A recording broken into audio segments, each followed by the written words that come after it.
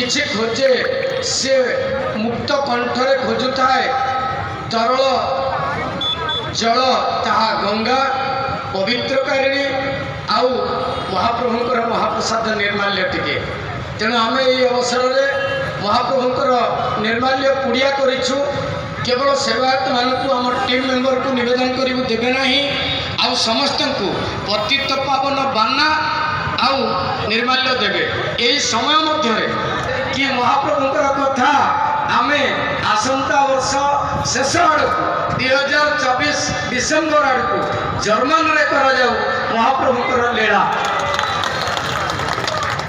और ये बात है कि जो महाप्रभु की बाना लगते हैं, बाना हम समझ में आएगा या नहीं आएगा, अंग्रेजी में फ्लैग जैसे बोलते हैं, जैसे तिरंगा घर घर है और हमारा एक आह्वान है महाप्रभु जगन्नाथ जी की बाना भी घर घर में होना चाहिए।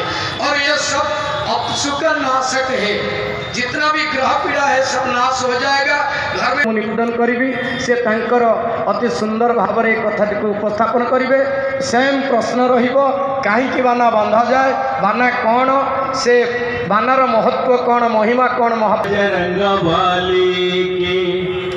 लहर लहर लहराई रे झंडा बजरंग बाली की, इसी झंडा को हाथ में लेकर, इसी झंडा को हाथ में लेकर स्थान पाइचंती।